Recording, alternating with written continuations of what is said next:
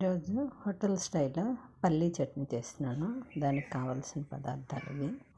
పల్లీలు ముందుగా మూకుట్లో dry roast చేసుకోవాలి. అది మీడియం ఫ్లేమ్లో పెట్టుకొని స్లోగా వేయించుకోవాలి. లోపటి వరకు పప్పు వేగేటట్టుగా వేయించుకున్న తర్వాత దాంట్లోనే పుట్నాలు కూడా వేసుకుని, పుట్నాలు వేపుకోవాల్సిన అవసరం లేదు, కాకపోతే కొంచెం క్రంచీగా ఉంటుంది కాబట్టి ఒక్కసారి ఈ పల్లీలు వేగిన తర్వాత ఒక్కసారి మూకుట్లో వేసినట్లయితే పుట్నాలు కూడా క్రంచీగా ఉంటుంది.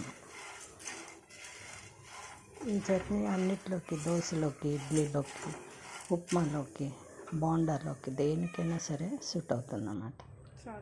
అలా వేగిన తర్వాత తీసేసి మూకుట్లో కొంచెం ఆయిల్ వేసి పచ్చిమిర్చి వేసుకుని, ఉల్లిపాయలు, వెల్లుల్లిపాయలు, అల్లం వేసి వేయించాలి. బాగా వేగిపోవాల్సిన అవసరం లేదు, కొంచెం కలర్ మారేంత వరకు కూడా వేయించుకుంటే చాలు. తర్వాత చింతపండు వేసుకోవాలి.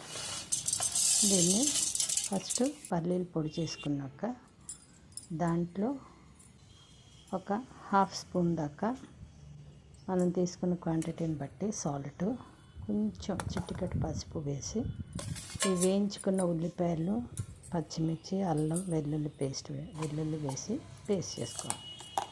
అంతే, చట్నీ రెడీ అయిపోయింది. దానికి తగినంత వాటర్ పోసి మనం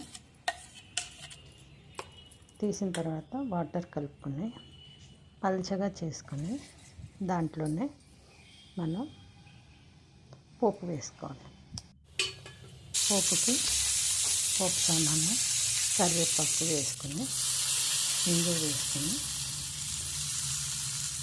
ఆ పోపు అందులో వేసుకుంటే పల్లీ చట్నీ రెడీ.